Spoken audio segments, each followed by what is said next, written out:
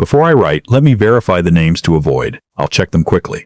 Names to avoid. From file: Gerald, Malcolm, Dianchen, Chambers, Evelyn, Nathan, Claire, Walter, Brendan, Roxanne's, Sandra, Sylvia, Renata, Douglas, Leanne, Theo, Kyle, Harold, Fiona, Gord, Armand, Owen, Patrick, Denise, Luther, Alec, Petra, Elaine, Vernon, Ray, Scott, Ted, Fenwick, Miriam, Colleen, Branna, Cecile, Emma, Joanne, Marcus, Karen, Arthur, Nora, Warren, Robert, Russell, Mag, Stan, Mercer, Lauren, Trevor, Murray, Bianca, Lloyd, Shauna, Earl, Brian, Cliff, June, Darren, Ingrid, Adele, Mitchell, Patrice. New names I'll use. Gordon. Wait, Gord is taken, but Gordon is different. Actually, to be safe, I'll use completely different names. Frank, narrator, Tanya, daughter-in-law, Deb, wife, Hector, coworker, Constable, Reed. This isn't a story about a gift. Not really. It's about how someone who shares your dinner table can quietly begin dismantling everything you've built, piece by piece, with a smile you never thought to question. Before I tell you what happened, I need you to sit with one thought. We spend our whole lives watching for the wrong kind of threat. Strangers, fraudsters, scam calls from blocked numbers. Nobody tells you to watch the person who brings you soup when you're sick, who offers to drive you to your appointments, who calls your wife every Sunday just to check in. My name is Frank. I'm 63 years old. I spent 31 years as a letter carrier for Canada Post out of the depot on Barton Street in Hamilton, Ontario. Rain, ice, the kind of January wind that comes off Lake Ontario and strips the skin right off your cheeks. I know what hard work feels like in my bones because it settled there and never left. I retired 14 months ago. Nothing dramatic about it. Picked up my last bag on a Friday, shook some hands, ate a piece of supermarket cake with buttercream icing in the break room, and drove home. My wife Deb had a card waiting on the kitchen counter with a $20 Tim Hortons gift card inside, which made me laugh because she knows exactly who I am. What happened 4 months after that retirement is what I want to tell you about. It started with a smartwatch. My son-in-law, Deb's daughter Carolyn's husband, brought it over on my birthday in late March. He's the kind of man who enters a room before he actually arrives, if you know what I mean. Loud voice, firm handshake, always with an angle on something. His name is Philip. We've been polite to each other for 7 years, the way two people are polite when they both know they don't quite trust each other but love the same woman. Carolyn, who is Deb's daughter from her first marriage, and who I've watched grow from a cautious teenager into a capable adult. I've never called myself her father. That wasn't my place. But I showed up. Every recital, every graduation, every time she needed someone steady. I showed up. Philip brought the watch in a slim white box with a magnetic clasp, made a little ceremony of it, said it was the new generation, that it tracked your heart rate and sleep, and reminded you to stand up every hour. He laughed and said at my age that last part was probably the most useful. Carolyn elbowed him and apologized with her eyes. Deb said it was thoughtful. I said thank you and put it on my wrist before I'd even read the card. It fit perfectly. I remember thinking that was an odd detail, that he'd taken the trouble to find out my wrist size, but I filed it under being thorough and forgot about it.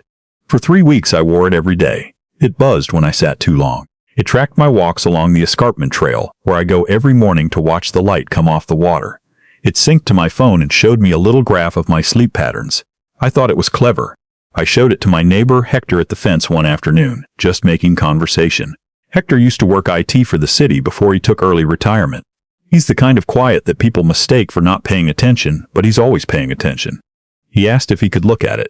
I unclipped it and handed it over the fence. He turned it over, clicked around on the face, slid open the back casing slightly with his thumbnail. His expression didn't change, but something went out of his eyes. He handed it back carefully, like it was something that could break. "Frank," he said, "where'd you get this? Birthday gift." "My son-in-law." He looked at it one more time. "I think you should come inside for a minute." We sat at his kitchen table with 2 mugs of coffee, while he pulled up something on his laptop. He walked me through it carefully, the way you explain something to someone when you're trying not to scare them but know you have to. The watch model was legitimate. It was a real consumer product. But the firmware, the internal software, had been modified. It wasn't just syncing to my phone, it was pinging a secondary address, location data, movement patterns, and through the microphone embedded for voice commands, ambient audio. Not a recording in the traditional sense, but bursts. Enough to catch conversations within range. Enough to know where I was every hour of every day and what was being said near me. I sat there with the coffee going cold in my hands. "You need to report this," Hector said, "today." I didn't say much on the walk home. The escarpment trail looked exactly the same as it always did and felt completely different. I kept turning the watch over in my jacket pocket, not wearing it, just turning it. The same weight it had been an hour ago. Same brushed metal casing. But now it felt like a wire. That night, Deb was watching something on television. I thought about telling her. I opened my mouth twice. But Carolyn was her daughter, and Philip was Carolyn's husband, and I had nothing yet but a neighbor's suspicion and a cold, sick feeling in my stomach. So I said I was tired and went to bed, and I lay there listening to the furnace tick, and the wind come through the gap in the bedroom window frame I'd been meaning to seal since November. The next morning, I drove to the Hamilton Police Service Division on King William Street. The officer at the desk was young, patient, the kind of patient that means she'd heard a lot of strange things and had learned not to show surprise. A detective came out eventually. His name was Gagnon, which I know because I read his badge twice without meaning to. He had the steady manner of someone who had been doing this long enough to know when something was worth taking seriously. He took the watch into a back room for 40 minutes. I sat in a plastic chair and read the same poster about cybercrime awareness 3 times. When he came back, he set a printout on the chair beside me instead of putting it on the table between us, which I noticed later was deliberate. Like he didn't want it to feel like an interrogation. "This has been modified," he said. "Whoever did it knew what they were doing. This isn't a teenager fooling around. The secondary sync point is pulling location data and audio bursts through what looks like a legitimate health app as a shell." I asked him what that meant, practically. "It means someone has been tracking your movements and has access to ambient sound near the device for the past 3 weeks. I thought about my morning walks, about the phone call I'd taken on the trail 2 weeks ago with my financial planner, Gordon, about whether to convert part of my RRSP before year-end and move it into a TFSA while the rates were where they were, about the conversation in the kitchen where I'd told Deb I was thinking about updating the beneficiary designations on my life insurance now that I was retired. "Don't confront anyone," Gagnon said. "Don't change your routine. Let people show you what they're planning." I drove back through the city and stopped at Tim Hortons and sat in the parking lot for 20 minutes. I didn't drink my coffee. I watched the cars. Mostly I thought about Philip's face when I'd opened the box, that particular smile he has, wide, a half-second too long, like he's running a calculation while he's performing the warmth. That evening I did something that I am not proud of, but I understood why I did it. I put the watch back on. I moved through the house talking the way I normally do. About the weather, about whether the driveway needed resurfacing this spring, about how the furnace filter was overdue. Then I sat at the table and said, clearly, to no one, "I've been thinking I should probably update my will while things are straightforward. Might call Gordon this week. I think Deb should have sole authority while she's capable, but I want to document everything cleanly. Don't want complications." The next morning, Carolyn texted Deb, "How's Dad feeling? I've been thinking about him a lot lately. Does he seem tired to you?" Deb showed me the phone with a small frown. She hasn't called him Dad in 6 years. I smiled and said she was probably just being thoughtful. The following week, Philip suggested we go for lunch, just the 2 of us. This was unprecedented. In 7 years, Philip and I had never had lunch alone together. We sat at a Swiss chalet on Upper James, and he talked for most of it, easy and comfortable, about retirement, about how hard the adjustment can be, about men his father's age who struggled with the loss of structure. Then, just as we were finishing, he mentioned that he'd been looking into something, that there were resources available, supports, legal tools, that could help manage things as people aged, that he was thinking about Deb's peace of mind. I asked what kind of tools. He said there were arrangements where a trusted family member could help oversee finances and health decisions, just to ease the burden. He said he'd already spoken to a lawyer. Preliminary, he said. Just exploring. I said that was interesting and finished my coleslaw. That night I went to the basement to check the water heater, which makes a sound every winter like it's clearing its throat. And behind the stack of Deb's mother's old photo albums I found a manila folder. It was too clean. Too recent. The paper was white and crisp in a cabinet full of things that had been there since 2009. I sat on the basement steps and read it under the bare bulb. It was a package of documents, not legally filed. Templates, but filled in, detailed, a personal directive, a power of attorney for personal care and a separate one for property. My name was on them as the subject, not the author. In the notes, handwritten in Philip's tight printing, confused re financial accounts NAV call, asked same question twice re TFSA, follow-up re capacity. There was a printout stapled to the back. A checklist from a legal website about the process for applying for guardianship in Ontario under the Substitute Decisions Act when a person's capacity is in question. My hands were not shaking. I want to be clear about that. I have been through cold Januaries on a mail route. I have learned how to function when something goes wrong. My hands were steady. But the air in that basement felt different than it had going down the stairs. I photographed everything on my phone. Put the folder back exactly as I'd found it. Went upstairs and told Deb the water heater needed a part. In the morning, I called Gagnon from my truck in the Canadian Tire parking lot. He listened without interrupting. When I finished, he let out a long breath. "This is further than I expected it to go," he said. Audio surveillance paired with documentation of alleged incapacity is a pattern we see in financial elder abuse cases. The target is usually access to property or control of financial decisions. I asked him what they could do. He said the modified watch was the clearest evidence. The documents were damning but harder to move on because they hadn't been filed. He needed me to keep going just a little longer. He needed Philip to take a step that was on record. That weekend, Philip called me directly, which he almost never does. He said Carolyn was worried, that he'd noticed I seemed to be struggling with the transition to retirement. He mentioned that he and Carolyn had spoken to someone at a legal clinic, and that they thought it might be a good idea for all of us to sit down with an estate planner. Someone neutral. He said it gently. He said it warmly. He said it the way a person says a thing they've rehearsed until the edges are smooth. I said that sounded reasonable and that I'd look at my calendar. Then I called Gordon, my financial planner. I told him the situation without telling him all of it. I asked him to check whether anyone had been making inquiries about my accounts. Advisors receive calls sometimes, informal ones, from family members presenting themselves as helpful. He called me back in 2 hours. Someone had called his office 3 weeks earlier, claiming to be assisting with my retirement planning. A man. He'd asked about the structure of my RRSP, my beneficiary designations, whether I had a financial power of attorney in place. Gordon had been vague, he said, because something had felt off. He hadn't mentioned it because he hadn't wanted to alarm me without being sure. I drove to the police division without calling ahead. Gagnon was in. He pulled up a chair without making me wait. We sat there for a long time. He explained what they could move on now and what they couldn't. The watch was the hinge. The call to Gordon was supporting evidence. The documents in the basement were intent. Taken together, he said, they told a story of a coordinated effort to establish grounds for a guardianship application and gain control of financial assets before any application was even filed. That evening at home, I almost told Deb. I went as far as sitting down across from her at the kitchen table, while she was doing the crossword she does every night, with a pencil she keeps behind her ear. I watched her for a minute. She has known Philip for 7 years and trusted him because Carolyn loves him. She would be devastated. I wasn't sure how much of that devastation she could absorb all at once, and I didn't want her going into the next few days carrying something that might show on her face. I said I was tired. She said I always said that. I laughed. She went back to her crossword. Over the following week, Gagnon and a colleague from the Financial Crimes Unit coordinated with my bank, Scotiabank on King Street, and with Gordon. I updated my account access, changed passwords, and made a formal notation in my financial file that no third party was authorized to make inquiries on my behalf. I did it quietly. Normal visit.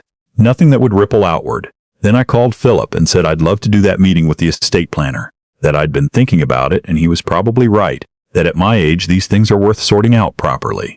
He sounded pleased. The kind of pleased that is relief wearing a social face. He set it up for the following Thursday at an office on Hess Street North. What he didn't know was that Gagnon had already spoken to the estate planning firm. That the meeting would include Linda Okafor, from the Financial Crimes Unit sitting in as an observer, that the bank had flagged Philip's earlier inquiry and a formal notation had been made. I wore the watch that morning, last time. The office was small and neutral. Cream walls, a rectangular table, a credenza with a fern that needed watering. Philip arrived first and sat up on one side. Carolyn came in just after, looking uncertain in a way she was trying to hide. Deb sat beside me, and I had not told her everything, only that I wanted her there and that it might be a complicated meeting. Philip had a leather portfolio. He opened it on the table the way you open something when you want people to see that you've done your homework. Linda Okafor introduced herself. Philip shook her hand and said it was nice to meet her. He didn't ask who she was. That told me something. The estate planner, a woman named Ms. Hallett, opened the meeting by reviewing the documents in the file. She set papers in front of Philip, not in front of me. These outline arrangements you've been exploring, she said. Is that correct? Philip nodded. He said we were just looking at options for Frank's long-term well-being. Ms. Hallett asked if I had agreed to or been consulted on these arrangements. Philip glanced at me, briefly. I held his eyes and said nothing. Of course, he said. We've had many conversations about this. Miss Hallett slid a document across the table toward him. This is an affidavit, Mr. Corbett provided us this week confirming that he has not initiated or agreed to any power of attorney arrangements. Can you walk me through the discrepancy? The room went quiet in the way rooms do when something has shifted and everyone feels it but no one has said it out loud yet. Philip said there must be a misunderstanding.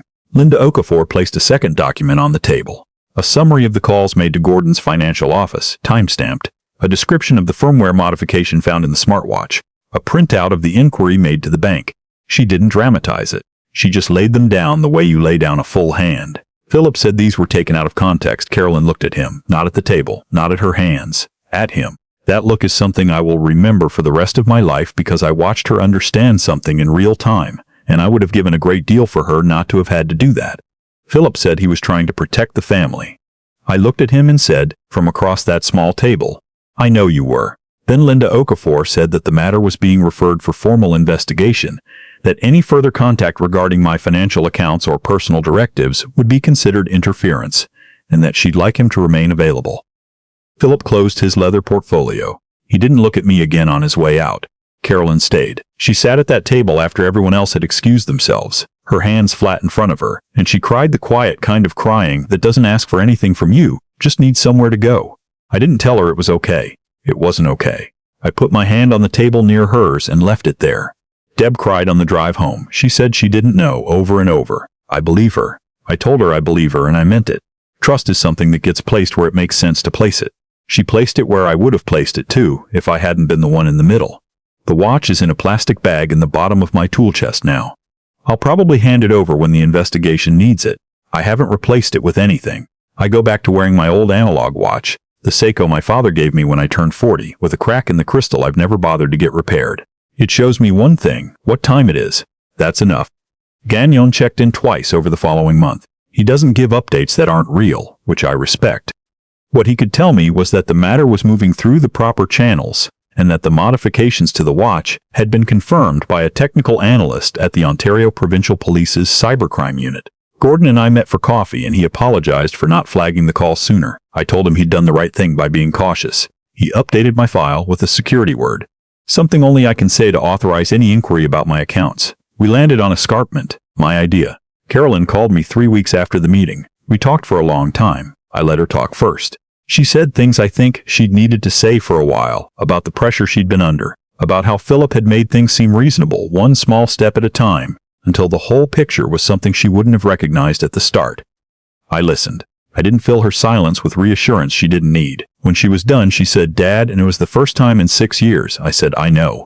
Deb and I are careful now in ways we weren't before. Not paranoid. Careful. We've updated our wills properly, with a lawyer Hector recommended. Everything documented and witnessed and filed correctly. We've talked about what we want and what we don't, and who gets to speak for us if we ever can't speak for ourselves. These are conversations people put off because they feel like admitting something. But I'll tell you what I've learned at 63. There is nothing weak about deciding your own story before someone else decides it for you. Most mornings I still walk the escarpment trail. The lake sits out there gray and wide and honest, in a way that makes everything feel like the right size. I think about the 3 weeks I walked that trail with a device on my wrist that was feeding my movements and my conversations to someone sitting in my own family. I think about how ordinary those walks felt. How safe. Here's what I want you to take from this. The threat that nearly took my retirement, my finances, my autonomy, my right to be considered a capable adult in my own home. It didn't come with a warning. It came in a white box with a magnetic clasp and a birthday card. It came with lunches, with phone calls to my wife, with legal paperwork researched carefully and printed on fresh paper. It came from someone at my table. If something feels off, it probably is. You're allowed to ask questions. You're allowed to say, "Let me think about that," and actually think about it before you sign or agree or hand anything over. You're allowed to call your bank and ask if anyone has been asking about your accounts. You're allowed to ask a neighbor like Hector to look at something that doesn't feel right.